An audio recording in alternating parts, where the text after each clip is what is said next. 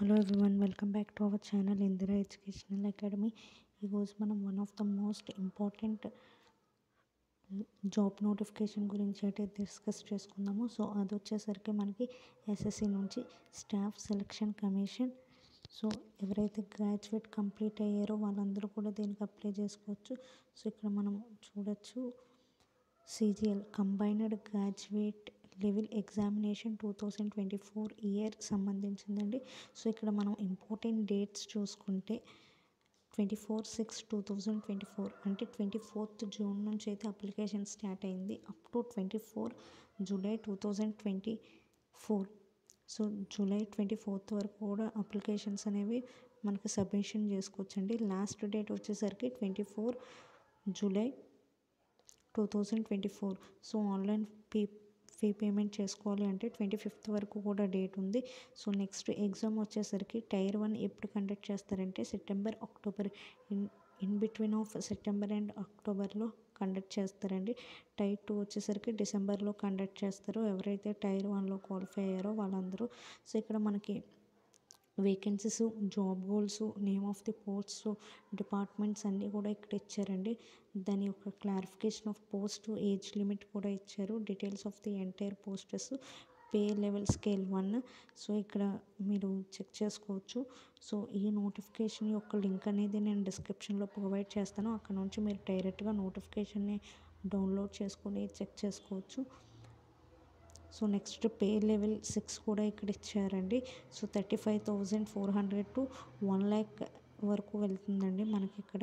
So pay level 5, pay level 4. So ఇవన్నీ కూడా different various types of posts అండి. So ఇక్కడ రిజర్వేషన్స్ కూడా ఉంటాయండి మనకి.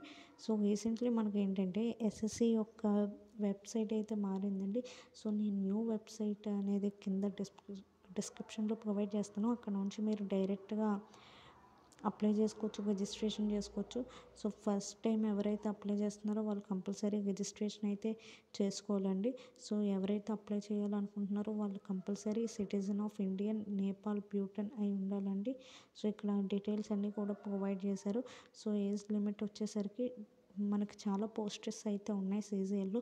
సో ఒక్కొక్క పోస్ట్కి ఒక్కొక్కలా ఉంటుంది ఏజ్ లిమిట్. సో దానికి సంబంధించిన ఏజ్ లిమిట్ బాక్స్ అయితే ఇక్కడ ఇచ్చారండి. So for the posters for which age limit is 18 to 27, candidate must have been born. So ఇక్కడ పర్టికులర్ ఇయర్స్ కూడా ఇచ్చాడండి.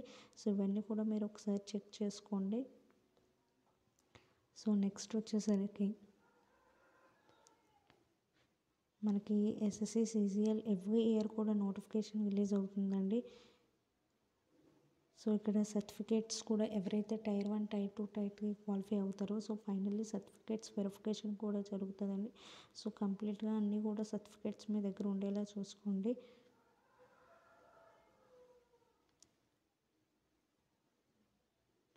సో నెక్స్ట్ వచ్చేసరికి ఇక్కడ పోస్టెస్ అండి.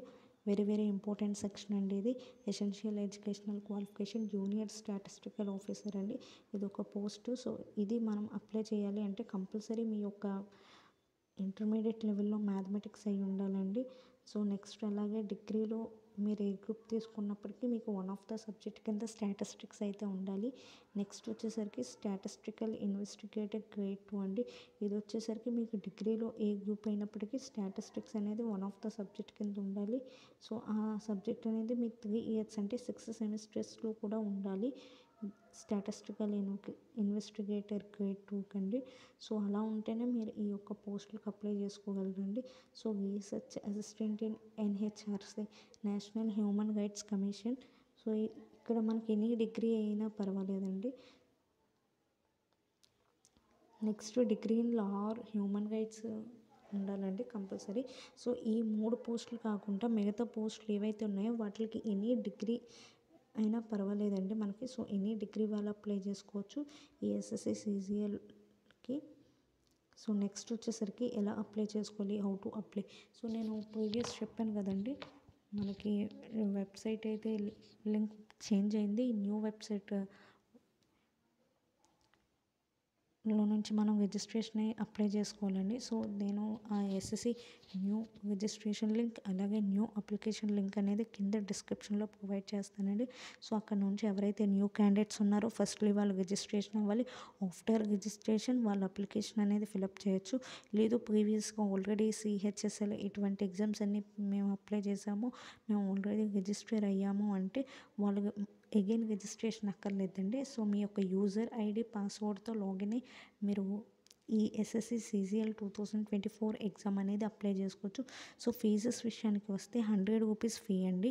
సో ఈ 100 రూపీస్ ఫీ ఎవరెవరికి అంటే ఉమెన్ క్యాండిడేట్స్ కాకుండా ఎస్సీ ఎస్టీ కాకుండా ఎవరైతే ఉంటారో వాళ్ళందరికీ కూడా 100 రూపీస్ ఫీ అండి.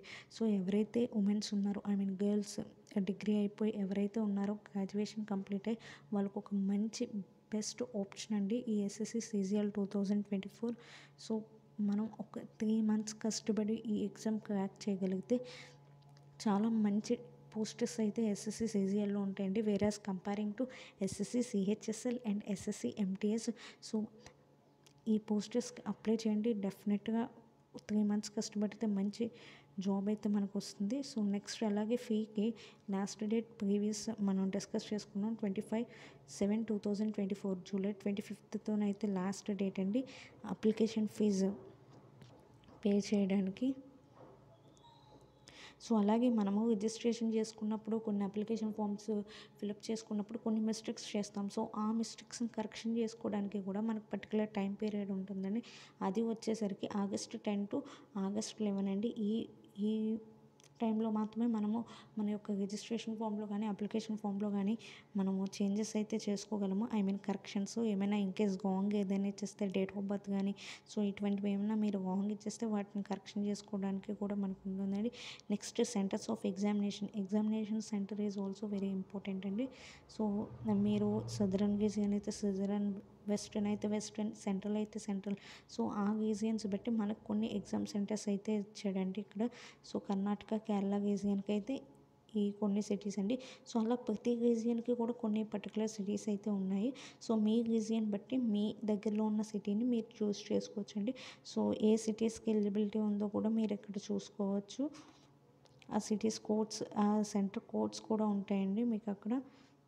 సో వన్స్ మీరు అప్లికేషన్లో సెంటర్ పెట్టేసుకున్న తర్వాత మళ్ళీ చేంజ్ చేసుకోవడానికి అయితే అవ్వదండి. సో ఇక్కడ స్కీమ్ ఆఫ్ ఎగ్జామినేషన్ చూసుకుంటే ఆల్రెడీ చెప్పాము టైర్ 1, టైర్ 2. టైర్ 1లో క్వాలిఫై అయిన వాళ్ళు టైర్ 2లో ఎగ్జామినేషన్కి అప్లికబుల్ అవుతారు అని. సో టైర్ 1 మనము కంపల్సరీ సేమ్ యాజ్ టీజ్ జనరల్ ఇంటెలిజెన్స్ అంటే రీజనింగ్ ఉంటుందండి. General awareness, aptitude, English same tier 1 general topics 4 categories ఉంటాయండి. So number of questions each category నుండి 25 మార్క్స్, మ్యాక్సిమం మార్క్స్ 50 మార్క్స్ అండి ఈచ్ సెక్షన్ నుంచి. సో 1 అవర్ ఇస్తారు. So 1 hour 20 minutes ఎవరికి అంటే ఎవరైతే ఫిజికల్లీ హ్యాండిక్యాప్డ్ ఉన్నారో వాళ్ళకి 1 అవర్ 20 మినిట్స్ ఎక్స్ట్రా ఇవ్వడం అయితే జరుగుతుంది. సో మిగతా వాళ్ళందరికీ కూడా 1 అవరే ఇస్తారు. సో ఈ 1 అవర్లో మీరు టోటల్ 100 క్వశ్చన్స్ అండి. సో 100 క్వశ్చన్స్ కూడా మీరు అటెంప్ట్ చేయగలగాలి. సో నెగిటివ్ మార్కింగ్ కూడా ఉంటుందండి. సో రీసెంట్లీ మనకి రిలీజియన్ లాంగ్వేజెస్లో కూడా క్వశ్చన్ పేపర్ అప్లికబుల్ అవుతుందండి. సో మీకు మీ రిలీజియన్ లాంగ్వేజ్ని మీరు సెలెక్ట్ చేసుకోవచ్చు. సో టైర్ 2 ఎగ్జామినేషన్ చూడండి ఇక్కడ పేపర్ 2 అండ్ స్టాటిస్టిక్స్ ఇందాక చెప్పాను కదండి పేపర్ 1 అండ్ పేపర్ 2. పేపర్ 1లో వచ్చేసరికి మనకి 3 సెక్షన్స్ ఉంటాయండి. ఇక్కడ సెషన్ 1లోనే అగైన్ సెక్షన్ 1 2 hours 15 minutes ఇస్తాడు. సో అలాగే సెక్షన్ 2లో సెక్షన్ 3 15 minutes ఇస్తాడు. పేపర్ 2 వచ్చేసరికి కంప్లీట్ స్టాటిస్టిక్స్ ఉంటుందండి. సో టైర్ 2లో పేపర్ 1, పేపర్ 2 ఉంటాయి. అగైన్ పేపర్ 1, పేపర్ 2లో సెక్షన్స్ ఉంటాయి. అగైన్ సెక్షన్స్ అనేవి సెక్షన్స్ కింద డివైడ్ అవుతాయి. సో ఎవరైతే టైర్ 1 క్వాలిఫై అవుతారో వాళ్ళు కంపల్సరీ టైర్ 2 కూడా ప్రిపేర్ అవ్వాలండి. సో ఇక్కడ ప్రతిదీ కూడా డీటెయిల్డ్గా ఇచ్చాడండి. సెక్షన్స్, మాడ్యూల్స్ అనేవి ఏ టైప్ ఆఫ్ క్వశ్చన్స్ వస్తాయో. సో మీరు ఒకసారి అప్లై చేసే ముందు నోటిఫికేషన్ ఒకసారి చెక్ చేయండి.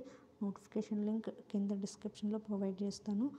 సో అలాగే ఇక్కడ మనకి సిలబస్ అనేది చాలా ఇంపార్టెంట్ అండి. సో టైర్ 1 యొక్క సిలబస్ 4 కేటగిరీస్ చెప్పాం కదండి. General intelligence, reasoning, general awareness, English and quantitative aptitude.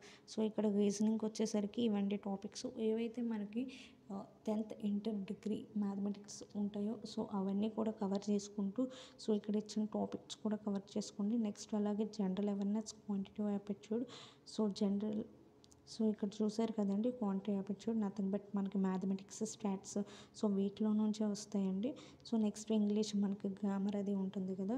So ఇది సో నెక్స్ట్ ఇక్కడ వచ్చేసరికి మనకి ఎనాలజీ నుంచి అయితే క్వశ్చన్స్ వస్తాయండి. రీజనింగ్ సెక్షను రీసెంట్గా మనం ఛానల్లో రీజనింగ్ ఎనాలజీ సెక్షన్కి కొన్ని వీడియోస్ కూడా అప్లోడ్ చేసాము. దాని ప్లేలిస్ట్ లింక్ కూడా కింద డిస్క్రిప్షన్లో ప్రొవైడ్ చేస్తాను.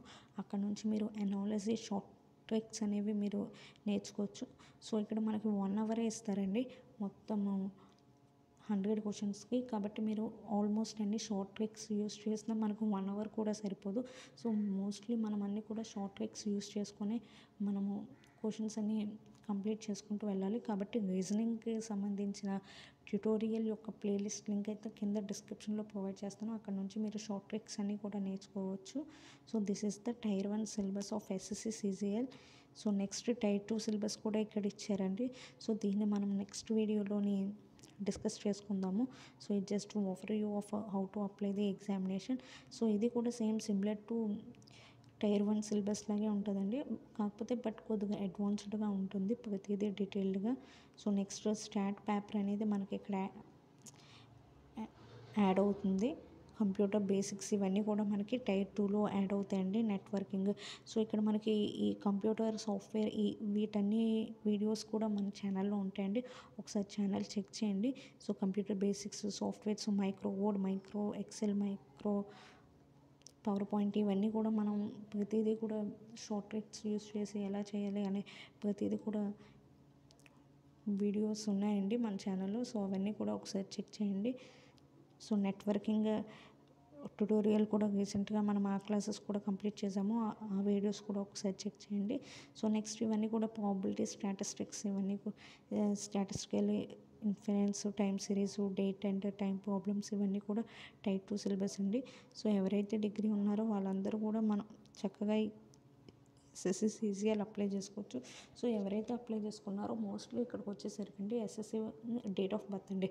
మీరు ఏదైతే డేట్ ఆఫ్ బర్త్ ఇచ్చారో ఆ డేట్ ఆఫ్ బర్త్ ఫుల్గా ఓన్లీ ఇయర్ ఉండడం, మంత్ ఉండడం, డే ఉండడం కదండి. ఫుల్గా ఏ ఐడి ప్రూఫ్ మీద అయితే ఉంటుందో ఆ పర్టికులర్ ఒరిజినల్ ఐడి ప్రూఫ్ అనేది మీరు ఎగ్జామినేషన్కి పట్టుకొని వెళ్ళాలండి. లైక్ ఆధార్ మీద ఉంటే ఫుల్గా ఆధార్ కార్డు ఉంది, లేదు ఆధార్లో ఓన్లీ ఇయరే ఉంది బట్ పాన్ కార్డ్ మీద నాకు ఫుల్ డేట్ ఆఫ్ బర్త్ ఉంది అంటే మీరు ఎగ్జామినేషన్కి కంపల్సరీ పాన్ కార్డే తీసుకొని వెళ్ళాలండి. ఆధార్ని అయితే అలౌ చేయరు. ఎందుకంటే మీరు ఏదైతే ఫుల్ డేట్ ఆఫ్ బర్త్ అనేది ఇచ్చారో ఆ ఫుల్ డేట్ ఆఫ్ బర్త్ అనేది మీ యొక్క ఒరిజినల్ ఐడి ప్రూఫ్ ఏదైతే ప్రొవైడ్ చేస్తున్నారో మీరు దాని మీద ఫుల్గా ఉండాలి. సో అలా ఉంటేనే మీకు ఎగ్జామినేషన్కి అయితే అలౌ చేస్తారు. సో టైర్ 2లో సెలెక్ట్ అయిన వాళ్ళకి డాక్యుమెంట్ వెరిఫికేషన్ అనేది కంపల్సరీ ఉంటుందండి. సో వాళ్ళు ఏదైతే డాక్యుమెంట్స్ అవ్వారో అవన్నీ కూడా మీరు వాళ్ళకి ప్రొవైడ్ చేయాల్సి ఉంటుంది, original documents.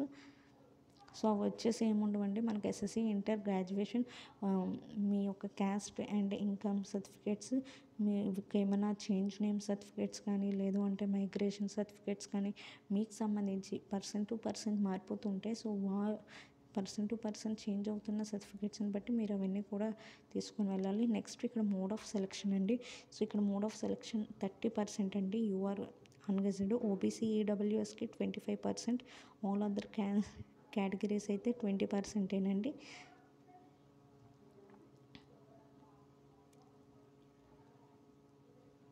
So mode of selection అనేది అలా ఉంటుందండి, కట్ ఆఫ్ పర్సంటేజ్ మనకి. సో నెక్స్ట్ వచ్చేసరికి మనకి ఎటువంటి మెటల్ ఐటమ్స్ కానీ ఎలక్ట్రానిక్ డివైజెస్ కానీ మనము ఎగ్జామినేషన్ హాల్లోకి తీసుకొని వెళ్ళకూడదండి. సో అలా తీసుకొని వెళ్తే మనకి కంపల్సరీ పనిష్మెంట్ అయితే ఉంటుంది. పెనాల్టీతో పాటు పనిష్మెంట్ కూడా ఉంటుందండి. So compulsory one time registration అయితే కంప్లీట్ చేసుకోవాలండి ఎవరైతే ఫస్ట్ టైం అప్లై చేస్తున్నారో. సో ఫస్ట్లీ పర్సనల్ డీటెయిల్స్ ఇస్తే మనకు పాస్వర్డ్ క్రియేట్ అడుగుతుందండి. ఆ తర్వాత అగైన్ మనం డిక్లరేషన్ అది కూడా ఓకే చేస్తే మనకు ఒక యూజర్ ఐడి అండ్ పాస్వర్డ్ అయితే క్రియేట్ అవుతుంది. సో అక్కడ నుంచి మనమైతే అగైన్ ఆ యూజర్ ఐడి పాస్వర్డ్ యూజ్ చేసి లాగిన్ అయ్యి ఎగ్జామినేషన్కి అయితే అప్లై చేసుకోవచ్చండి. ఇలా రిజిస్ట్రేషన్ నెంబర్ క్రియేట్ అయ్యాక మీకు. సో ఇదంతా కూడా మనకి పీడిఎఫ్ లాస్ట్లో ఇన్స్ట్రక్షన్ కింద ఇస్తారండి. సో ఇది యూస్ చేసి మీరు ఈజీగా అయితే అప్లై చేసుకోవచ్చు. సో ప్రీవియస్లోని మనం మాన్యువల్గా ఫోటో అనేది అప్లోడ్ చేసేసేవాళ్ళమండి. లైక్ మన పాస్పోర్ట్ సైజ్ ఫోటో తీసి అది మనము సైజ్ తగ్గించేసుకొని అప్లోడ్ చేసేసేవాళ్ళం. బట్ ఇప్పుడు ఎస్ఎస్సి అది తీసేసిందండి. లైవ్ ఫోటో మీరు ఏదైతే ఫస్ట్లీ మీరు అప్లై చేసేసుకోండి, అన్నీ కూడా అప్లై చేసేసుకొని అది మీ కెమెరా ఉన్న డివైస్లో అగైన్ మళ్ళీ లాగిన్ అయ్యి మీ యొక్క ఫోటో లైవ్ ఫోటో తీసుకుంటే సరిపోతుందండి. చాలామంది డౌట్ అడుగుతున్నారు. సో మేము అప్లై చేసేసుకుంటున్నాం బట్ కెమెరాస్ ఉండట్లేదు మా పీసెస్కి వాటికి. సో మీరు ఏం చేస్తారంటే అప్లై చేసేసుకోండి. అదే రిజిస్ట్రేషన్ నెంబర్ యూస్ చేసి ఏదైతే కెమెరా ఉందో ఆ డివైస్లో లాగిన్ అయితే మీ డీటెయిల్స్ ఎంతవరకు మీరు ఫిలప్ చేశారో అవన్నీ కూడా సేవ్ అవుతాయి. సో ఏదైతే పెండింగ్ ఉందో అంటే ఫోటో అండ్ సిగ్నేచర్ మాత్రమే పెండింగ్ ఉంటుంది కాబట్టి ఆ టూ మాత్రం మీరు ఏదైతే క్యామ్ ఉన్న డివైస్ నుండి అప్లోడ్ చేసేయచ్చండి. సో డిక్లరేషన్ ఫిలప్ చేస్తారు. సో దీంతో అయితే మనకి అప్లై చేయడం అనేది కంప్లీట్ అవుతుందండి. So this is the interview of SSC CGL 2024 notification. Thank you for watching. For more useful and knowledgeable videos, subscribe to our channel. Jai Hind.